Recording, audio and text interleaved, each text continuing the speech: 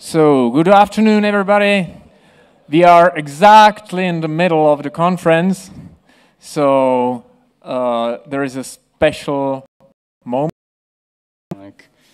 It's okay if you do. I've been to a lot of these conferences. You get tired. There's a lot of people, a lot of, rooms get warm like right in the middle, right? Like late afternoon, and you're like, oh man, it can get tough. So it's okay if you fall asleep or whatever. Gonna try to keep you laughing. I got some cartoons here. But if I get boring, I won't be offended. No judgment here. Maybe a little, but not too much. All right, so anyway, my talk is titled Bitcoin, the Ultimate Social Justice. And I purposefully titled it this way to be a little bit provocative because you guys are probably well aware of what a social justice warrior is. Now, insofar as there is injustice in society, social justice is needed. But this term has sort of been claimed by a lot of the people on the radical side of the political spectrum to justify almost anything. And I want to reclaim that word. And that's why I am giving this talk. And I believe Bitcoin to be the thing that will equalize things for everyone, the ultimate thing that will bring justice to the world. All right, so what do I mean by that? Well, let's talk first of all about oppression, because there is a lot of oppression in the world, right? We're all oppressed to some degree by the governments that are in charge of us. We're oppressed to some degree by people that have power over us and so on. But there are a lot of different societal problems. So let's take a look at some of them. So we have, for example, the fact that some people are poor, and they're sort of put into a situation where they're perpetually poor, and they can't really get out of it, largely due to the oppression of others.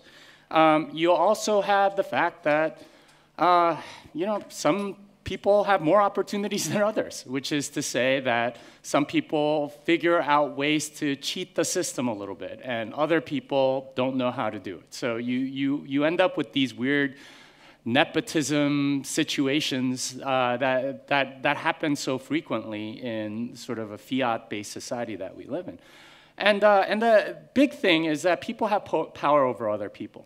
And that's, at its heart, what injustice is all about, is when you have power over somebody else, you can abuse that power. And that's often very abusive. And people suffer in many ways. And almost all injustice throughout history is in some form because people have power over other people.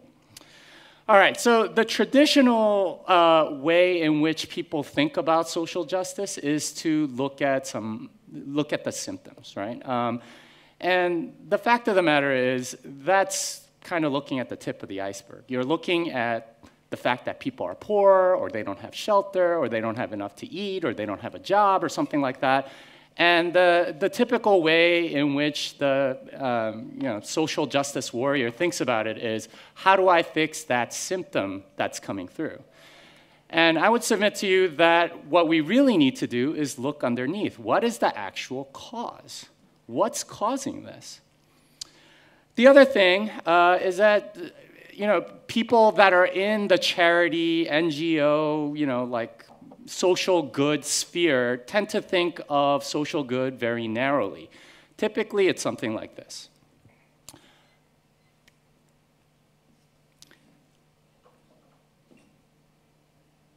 They think that you either feed them, right, which is pretty good, right? Like you're feeding them so they're not hungry anymore. Or you teach them how to fish, right? You give them some education. Or you give them some information, right? You post it on a website. They think that will solve everything. And I'm going to tell you right now that is not the problem. A lot of people think that is the problem. That if only they had the information, if only they got taught something, if only they had certain resources, then they would be okay. No, they're not going to be okay, because that is not the major problem. The major problem is oppression. We are being oppressed by the people that have power over us, okay? Instead of teaching the man how to fish, how about not requiring a fishing license? How about how about letting him own like a riverbed so he can figure out if fish is what he needs to grow? Okay? How about not taxing him for all the fish he's catching or fining him for catching it in the wrong place? See, these are all things that the government does to oppress us. And it's horrible because this is what stifles entrepreneurship, innovation, and all this other stuff. Now, when governments oppress, what happens? Well, typically they take it to the brink, right? They keep oppressing, keep oppressing, keep oppressing, and then you get revolution. You get revolution, right? And it's oftentimes very, very violent. The most recent one that I think everyone can remember is Arab Spring. The governments there oppressed their people so much, told them how to behave, what to do, what they couldn't do, that it got to the point where they were all fed up. And you had uprisings everywhere. You had a lot of violence. And that was actually pretty minor compared to the real violence that happens in a lot of other revolutions. What's exciting, though, is that Bitcoin gives us an opportunity to have a revolution that is peaceful. And that's why there's flowers for this guy. Bitcoin gives us that opportunity. But first, let's take a look at the problem that we have. See, the real oppression is fiat money. The real oppression that we have is fiat money. And fiat money in particular is very easy money. It's easy to produce. It just takes a central banker, typing something into a computer database, and bam, they've made a bunch of money. And that's how fiat money is produced. And that has some profound implications for society. So, anyone know what this is? Anyone? Yeah. It is money. It is money. It is money. So these are what you call trade beads. And this was utilized in sub-Saharan Africa well, first of all, these are made out of glass beads and they're painted. So glass in sub-Saharan Africa is pretty rare. And that scarcity makes it pretty good for money. It's hard money. Now, what happened later, and why isn't it money anymore? Well, it turns out that the Europeans came, and they saw that they were using this as money. They figured out, okay, we know how to produce this in bulk. They went back to Europe, produced a ton of this stuff, traded it to all of these other people, just bought up everything, right? These things have another name. They're called slave beads. They're called slave beads because it was utilized during the slave trade. And this is the point about easy money, which is that when you have when you have somebody that's able to produce the money, they essentially control you. They can take your wealth away. And that's essentially what a lot of the European settlers to sub-Saharan Africa did. They took away the wealth of an entire subcontinent. The reason why they were able to do that is kind of a technical term, but it's called the Cantillon Effect. And this is a term from economics. And basically what the Cantillon Effect is that the first people that get to spend the newly created money capture most of the wealth. So if you're first or second or third person to spend the money before everyone realizes there's a much larger supply of it, well, you get the benefit of it as opposed to the suckers at the very end. And guess who it is that benefits from this? It's almost always the rich people, the people that are very close to that money. So either it's big government, bankers, a lot of big businesses, they get access to these loans that are essentially free. They're getting the first printed money. This is how they are able to sustain their wealth. Now, this wouldn't be so bad if it weren't for the fact that this causes some serious long-term uncertainty. Because when you can print money whenever you want, well, you can't really save, right? It causes uncertainty. You can't accumulate capital. And it makes it very difficult to plan ahead. And this, in turn, causes some pretty bad stuff. In particular, consumption and rent-seeking. Consumption and rent-seeking. And if you don't know what rent-seeking is this idea where you're basically taxing some transaction. And you're in the middle of some transaction without adding anything. So think about a typical bureaucrat. I know that Franz Kafka is Czech, right? Like I think he lived around here. And you know, he wrote all of these novels about you know, the craziness of bureaucracy. A large part of the craziness of bureaucracy is because it's a bunch of rent seekers, right? They're not adding anything of value. They are essentially taking money from everybody else. They're stealing from the wealth of everyone that's actually productive. And it also causes a lot of consumptive behavior, because when you don't have long-term certainty and you can't save for a long time, what are you going to do with it? Well, you're going to spend it before you have that chance. And it leads to insanity like this. Right? Like you get people that don't know how to make solar panels getting like $30 million from the government because they happen to have the right connections. And this is enormously wasteful. It's taking from everybody else, and you are spending it on people that aren't adding anything. It's not even like neutral behavior. It's like actually negative. It's actually negative.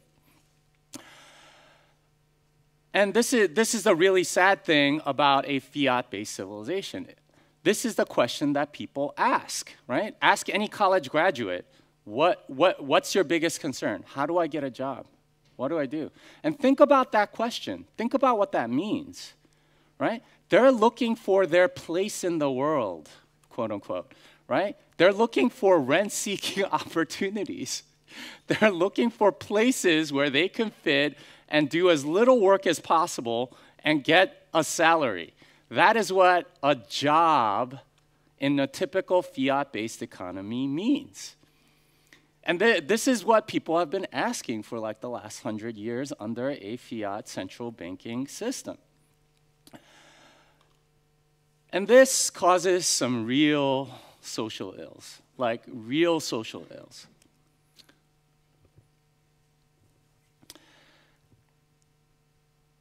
Now, I love this cartoon because it's so typical of what the mentality of kind of like a millennial, typical millennial is supposed to be like, right?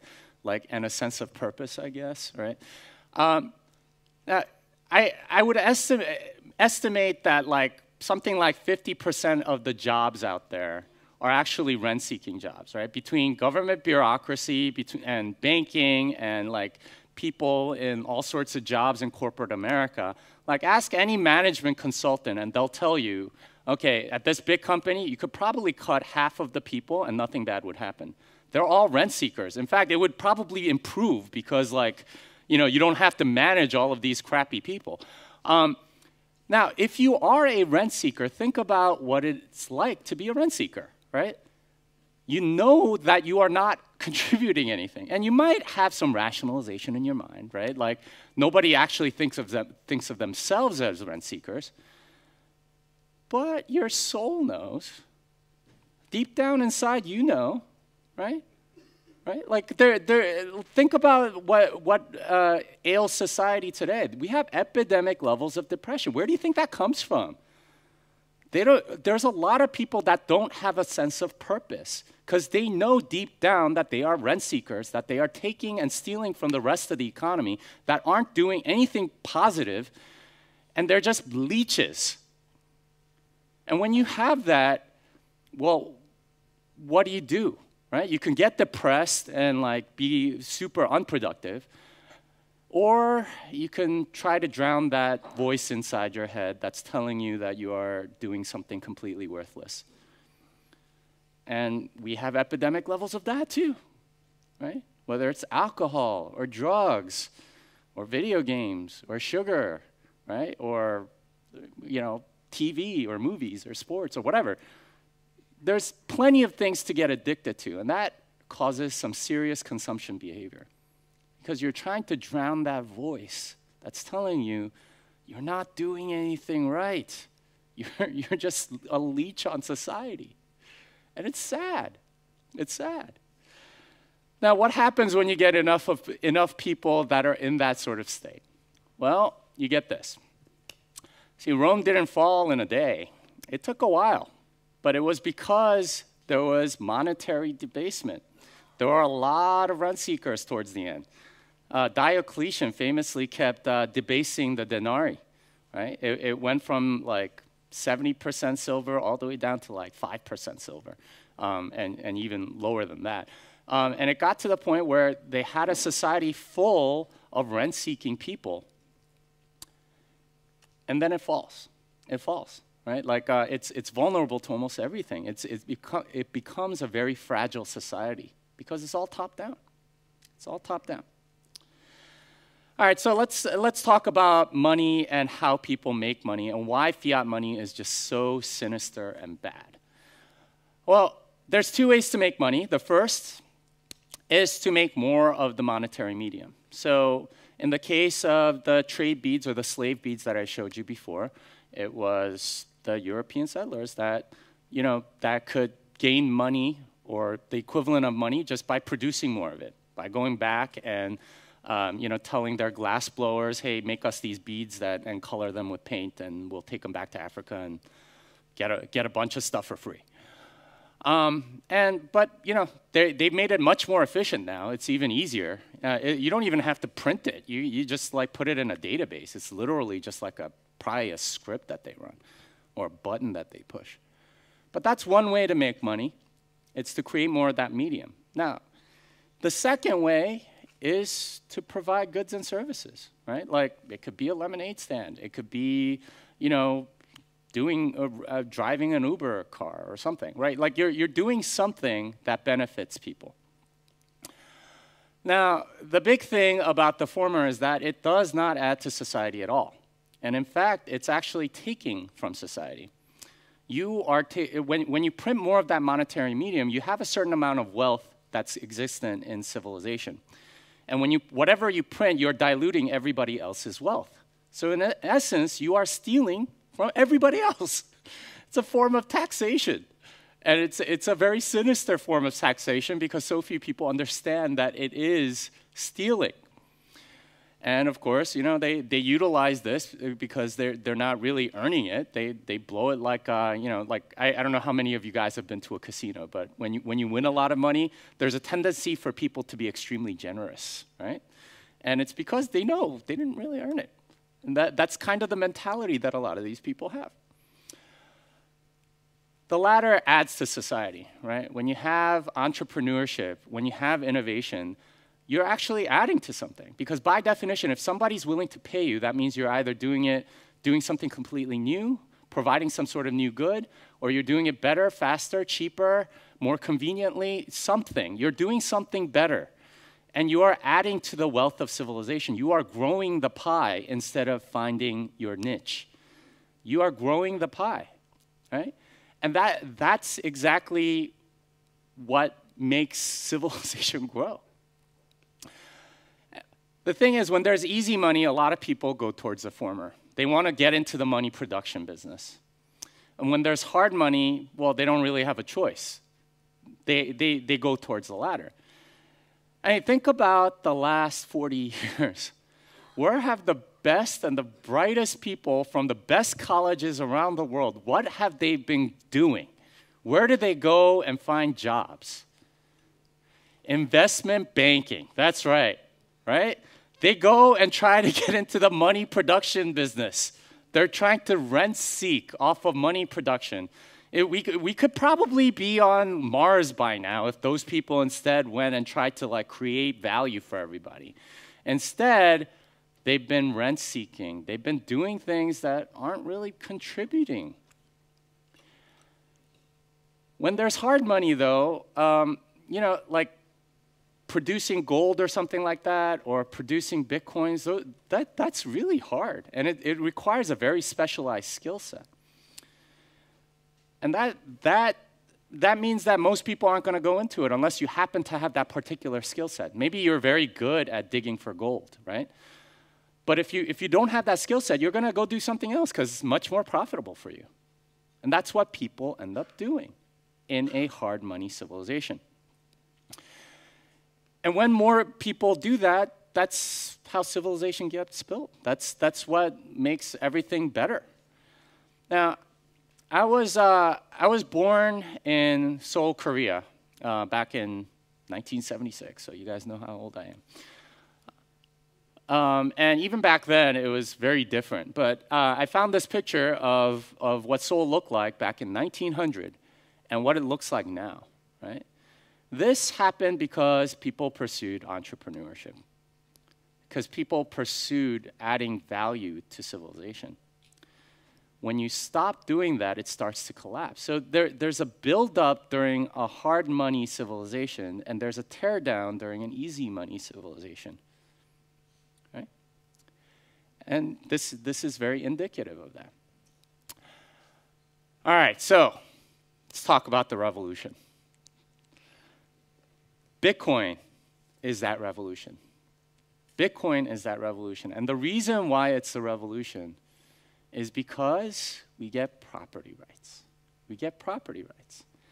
See, with Bitcoin, you are sovereign over your own coins. You are sovereign over your own money. But with fiat money, you're not. In a sense, you are not sovereign over your money. If you have money in your bank right now, your government can probably take it away. They can accuse you of terrorism, drugs, child porn, something. They can probably take it away. And if you were part of Cyprus, they just took it away regardless of what you did. So it's entirely possible that they could take it away at any time. Even if you have your money under a mattress, they can take it away. By inflating away your money or doing what India did, they just said your bills are no good. It's entirely possible. But with Bitcoin, you have property rights over your own money. They're yours. They can't take it away. You could pay 17 pieces. You could do all sorts of things to keep your money. And now it takes a lot of effort to do that, but they can't take it away. They can't take it away. And this is what's so great about it. It gives us long-term certainty. Long-term certainty. A lot of people think that capitalism is all about materialism or something like that. That's nothing of the kind. Materialism happens when you have consumptive behavior that comes from easy money policies. Capitalism is about accumulating capital, okay? When you can save and you can plan for the long term, that's what people do. And that is why people go towards production and entrepreneurship. Production and entrepreneurship.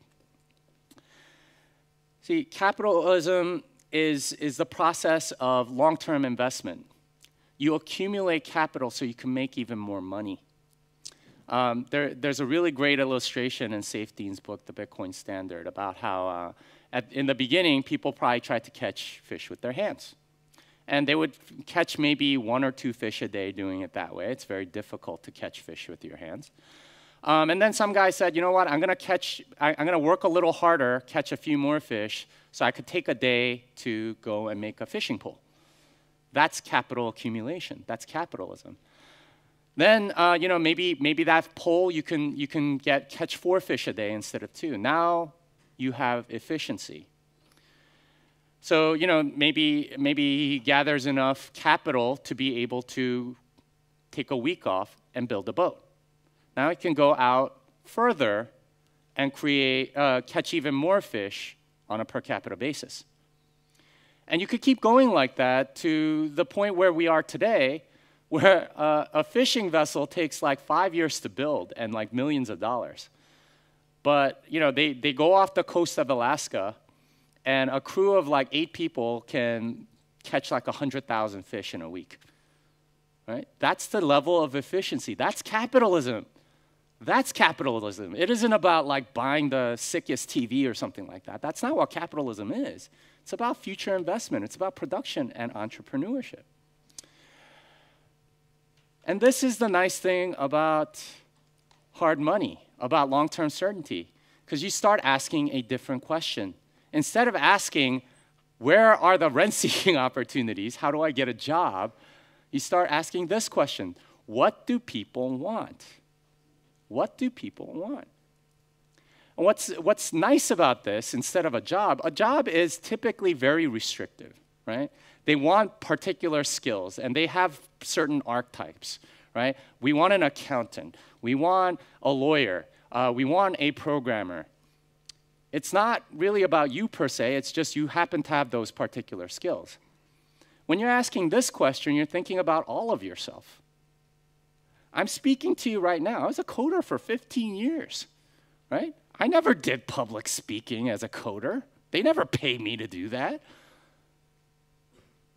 But I get to do this in part because I know this is a pretty decent fit for what I do. And this is what hard money allows, is that when you start asking this question, it's tailored much more to who you are. Instead of like these soul-sucking jobs where it's not a very good fit oftentimes. It just happens to be what they want you to do. It's much more about what skills do I have where I can actually add value. And Bitcoin is what's going to take us there. Because this is what allows for certainty long term. When you have hard money, when you have possession of your own money, it allows all of these wonderful things. And this is because of ownership. And this is the mentality change that happens when you have ownership. Now, ownership can be kind of scary, right? Being your own bank means that you actually have to be your own bank. That's a lot of work, right? It requires a lot of responsibility. I don't know how many of you have moved your coins off of cold storage or something. Yeah. Were you sweating? Yeah, right. It's not easy. It requires some level of maturity, of responsibility in order to do, and that's a key part of having ownership of something. You have to, responsibility comes along with that ownership. So many people today aren't used to being responsible for anything. They like having the undo button at the cost of little freedom or something like that. But ownership is really good because that means you start taking care of your wealth, right? You start taking care of it, and you want it to grow. You start trying to figure out ways to make your assets better. And that often means that you provide goods and services to others. And that, in turn, gives you a long-term vision, right? It's like, what do I do long-term? Instead of thinking about tomorrow, you're thinking about 20, 30 years from now. And this gives everyone a much better perspective. And that leads to people actually building. And building for the long term, when you're actually contributing to society, oh man, is that satisfying. Instead of that small voice in your head that tells you you're not really doing anything productive for civilization, now you're excited to get up. Because you know you're doing something that people want, that you are adding value to civilization, that you are growing the pie. That's what's really exciting. Now, this is what I mean by having a higher view of human value. See, Bitcoin is this first step in that revolution, right? There are legal tender laws and all sorts of things to force us to utilize the currency in your country for all the saving and stuff like that. But once we step off, well, all of the other stuff is going to sort of tumble along with it. And this is why I say this is going to be a revolution. It's going to change everything. Because when you take away the financial power of the state, I mean, they don't really have much else. Everything runs on money. If you can't pay your soldiers, they're not going to go fight for you. And taking that wealth away, making it decentralized, that's the key. That's the key. Now, a lot of people ask me about this. Why are you wearing a cowboy hat? What's the story behind that? Well, so I have 3 reasons for that. First one is, obviously, I am from Texas. You can see the boots, got the belt, got the hat. That's the first reason. Second reason is because I am in Bitcoin, and Bitcoin and cryptocurrency in general, it's totally the Wild West, right? There's lots of opportunity, but also a lot of danger, and you could screw yourself up. And the third reason is because I love that 1800s era, in large part because the government kind of left you alone, right? If you think about it, America went from a backwater British colony to a world superpower in 100 years, largely on the backs of people that were entrepreneurs, right? They figured out how to make this canal across the Great Lakes and conquered the West, right? They just said, okay, if you go there, then you can own some land.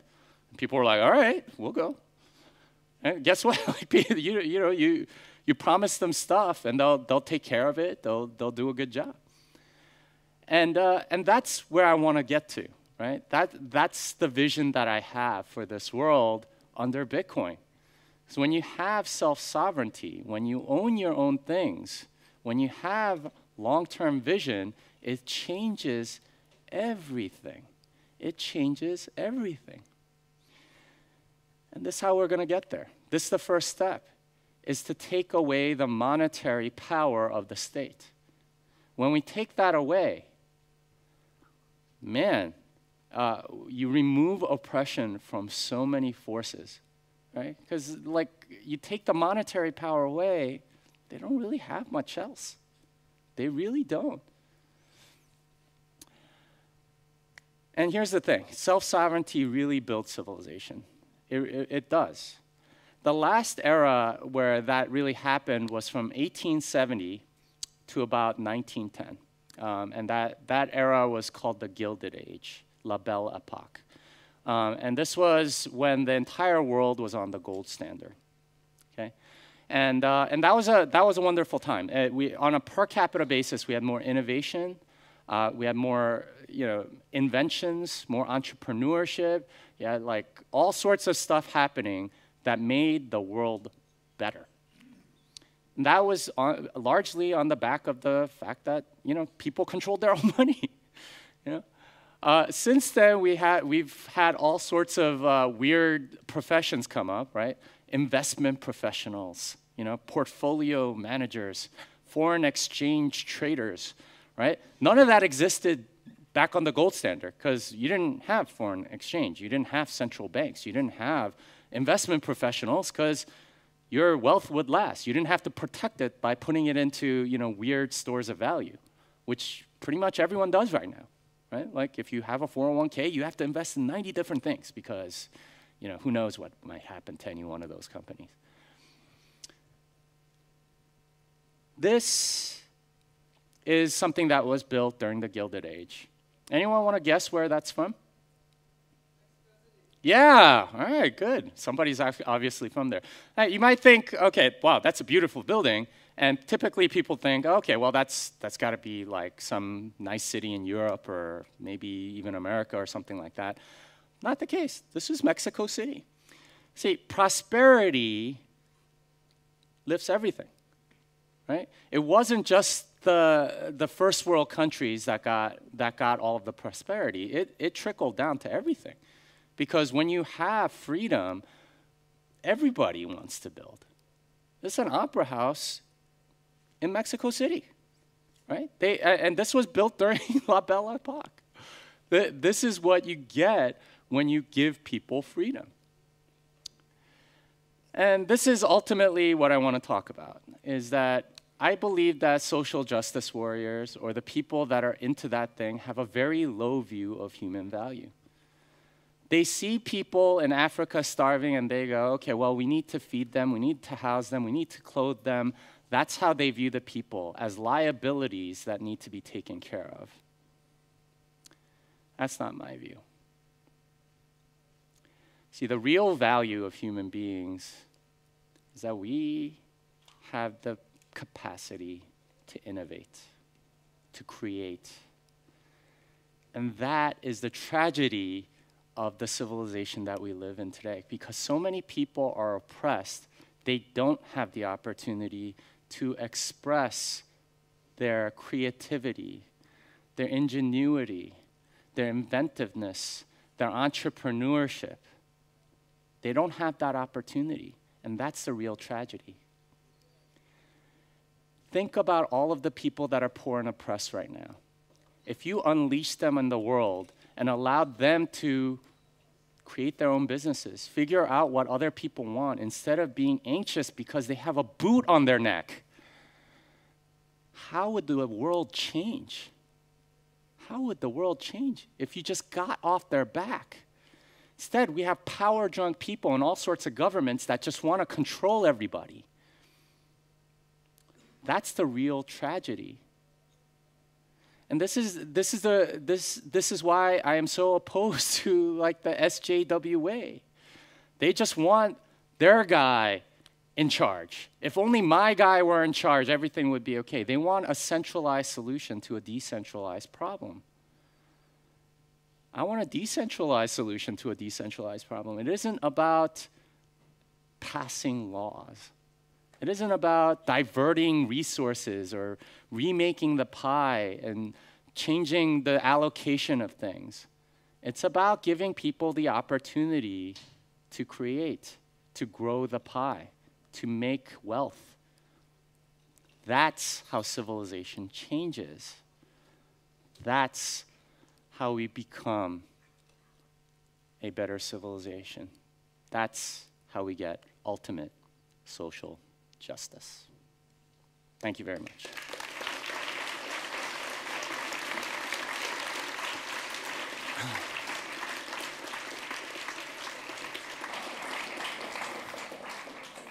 Thank you, Jimmy, for your optimistic view.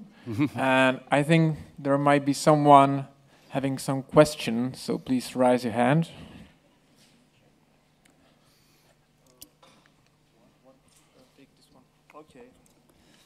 I think, oh, it's work. Cool. Thank you for great speech. And I want to ask you about money printing. You talk about gold standards, and in gold standard we cannot print money. If you try to read book of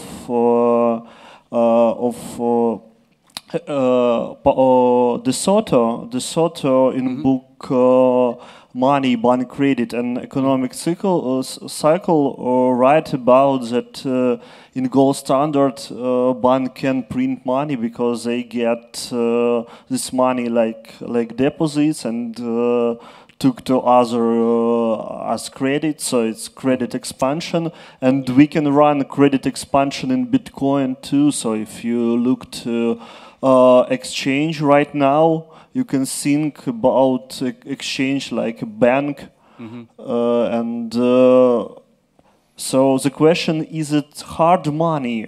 Is it Bitcoin hard money? Because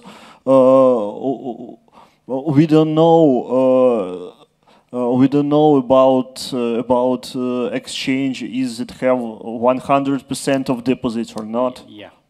So you're talking about fractional reserve. And that certainly was a problem during the gold standard, because what banks would do is they would have, some amount X in deposits, and they would lend out 3X in loans. Now, the thing that was nice about that sort of thing was that only the people that deposited money in that bank were exposed. So if you know about the bank that you're with, then they can't lend out if they don't meet that reserve ratio or whatever. So the only people that were really exposed were the people that deposited. Thing about Bitcoin that's unique is that you can own your own keys. So you don't if somebody's fractional reserving, you don't really care. They can try it, and maybe it works for a while, but once they collapse, well, no one's going to shed a tear. No one's going to bail them out, right? That's the thing that was so dangerous about fiat money, is that they socialize the cost of failure. And this is what happened in 2008. Instead, it's localized to the people that took that risk. And instead of rewarding people that made dumb decisions, you punish them. And it's a market. In that sense, it's very, very much hard money, because you localize it to those people, and the suckers lose the money, and it flows towards people that are more careful about their money. And this happens all the time with like Ponzi schemes or whatever. The dumb people are the ones that get punished, and they learn. And it might be an expensive lesson, but this is how we all get wiser. And I think that's the right model, instead of socializing the cost because we feel sorry for them. That bothers me. All right. Yeah. I have 2 questions. First is, in Czech Republic, around 10% of the workforce is working for state, and state is funded by taxes. Would you define taxes as rent-seeking? Yeah, so I would say most government bureaucrats are definitely rent-seeking. Okay. In large part because they are not really adding value, right? Like, they make the regulations that you have to comply with, and it's like, if they didn't make that regulation in the first place, then you wouldn't need this bureaucrat in order to do it. It's like they can enforce. It's a form of a tax, right? Because that's essentially what it's into. Second question, how Bitcoin can change that? Because let's say that tomorrow everyone uses the Bitcoin, but there will be still laws which will tax us, right? So what we can do is, okay, we will not pay the taxes. No, I mean, you can still pay taxes. Here's the thing about governments that's like the dirty secret of all government budgets. They're printing a ton of money. Like, every time there's a budget deficit, where does it come from? They print that money. They print that money. That shortfall doesn't come out of like thin air. Well, it does come out of thin air. They just print it. And that like, budgets are always like, it causes them to actually be more fiscally disciplined. And that means that they start cutting people, because they're like, okay, well, you're not actually doing anything, or we can make this more optimal or whatever. And that naturally shrinks government. The last time like the U.S. had a balanced budget was like in like the late 90s, right? It's been a very long time. They've been printing money constantly. Every time they raise the debt ceiling or something, they're printing money constantly. And I mean, this is how the state will shrink. And you know, people won't stand for real money being taxed. Like, people tolerate higher taxes in large part because through inflation, they're actually making a little bit more money each year. But when you have hard money, you know, the number just doesn't go up. And if they try to do it, this what leads to a revolution, or you get more influence. And you know, like, the state can't hand out candy anymore, right? Like that's essentially what they do to gain votes. When you have more producers, instead of rent seekers, you start shrinking government naturally. So just to clarify, so what you are saying is that the Bitcoin will not solve this issue of rent seeking via taxing system, because half of the year I'm working for state basically. And yeah, well, it'll shrink it. It'll just take a long time. How it will shrink him only through the money printing, not through the lower taxation on, mitigating the rent seeking, which you were. Well, so first of all, like something like 40% of a typical government budget is just printed money. So you have to shrink the government by 40%. That's not a small amount. And when you shrink it by that much, and then like, you know, keep going, or you have to try to stay fiscally disciplined and all this stuff, or if you try to print your own money, then that might backfire and all this. Like it'll shrink it slowly, and then you know, the people with the purchasing power, the tax power, they're the ones that are going to have more influence in any sort of democratic society, and they'll vote people into office because they don't like getting taxed. Right? Or they don't like the quality of services or whatever. they're not getting good ROI on their money, it changes everything. It changes everything. And 40%, that's not bad, right? Like just to start off.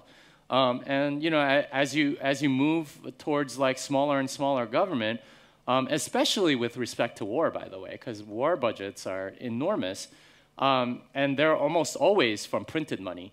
So when you start shrinking those budgets, it gets better.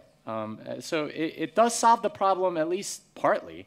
Will it solve it all the way? Not right away, but eventually it'll improve things certainly. Hi, Jimmy. Thank you. I think you've given really inspirational talk. I really like it. I agree with 95% what you said. I want to refer to that debate you had with Roger Ver, where you called Bitcoin Cash fiat money. I mean, a lot of what I've taken from your talk today was about innovation, entrepreneurship, and how we should encourage it in a free society. I really like that idea. I align with that. Isn't creating coins or just basically growing all these other projects than Bitcoin exactly what you want, where you enable everyone to do their own thing, and then obviously the best one will win? So I just wonder why you call it fiat money when I just see it, and I believe many other people, just as an attempt for innovation. Thank you. So I think it's fiat money because they're attempting to print money. That's what they're doing. They're not actually adding anything. So I said before that there are two ways. Sorry, I'll just jump into that. But Bitcoin printed money in the start as well. What's that? Well, when Bitcoin project started, we started printing money with mining as well. I mean, they're just trying to do the same thing. I understand that Bitcoin was first, but it's the same principle. No, very much not. I said at the beginning that people get into there are two different ways to make money. You can either try to print your own money or get into the money production business, or you can add a good or service and provide that for people. The people that are doing ICOs, that are creating their altcoins or whatever, they are printing their own money. They're trying to do that very thing. That's what an ICO, that's what an altcoin, that's what they're doing. And the proof is in the pudding. They're making millions of dollars. Every single altcoin creator has made millions of dollars without adding value to anyone. Okay? That's what they've done. That's why it's not valuable. Now, are there some technically interesting things in those? Possibly. But they're centralized. It's not interesting. If it's centralized, you do hard forks or whatever, you're essentially telling everybody, we control the coin. If you don't upgrade your software, well, you don't have any money because you have to run the software we tell you. That's control. That's power over people. And they're not trying to innovate per se. They're trying to print their own money. They want to be the money producer. They want to be king of the hills. And I have no sympathy for that. The best thing that Satoshi did was disappear, because that actually decentralized Bitcoin. That actually decentralized Bitcoin. Before that, Satoshi had most of the say in all of the technical direction of Bitcoin. But when Satoshi disappeared, that decentralized it. And that's what makes it interesting. We already have centralized money. Right? It's called the US dollar or the euro or the yen, right? Those are all centralized digital money. And that's what these other projects like Bitcoin Cash or Ethereum or whatever ICO, they are all just printed. They're just printing money. It doesn't add anything to anyone. And that's the tragedy of the ICO space right now. What if all of those people were providing goods and services? How much better would things be? Instead of all these shit coins, we'd have real products. We'd have innovation. We'd have entrepreneurship. Instead, everyone's trying to print their own money. And I can't wait until all of those things die in a giant dumpster fire.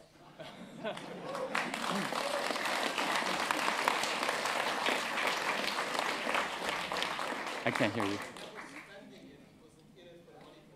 Yeah. Yeah. Questions?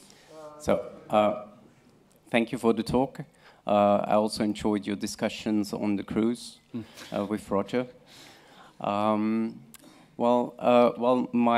previous the previous one was agreeing with your talk, most of it. I kind of have the opposite direction.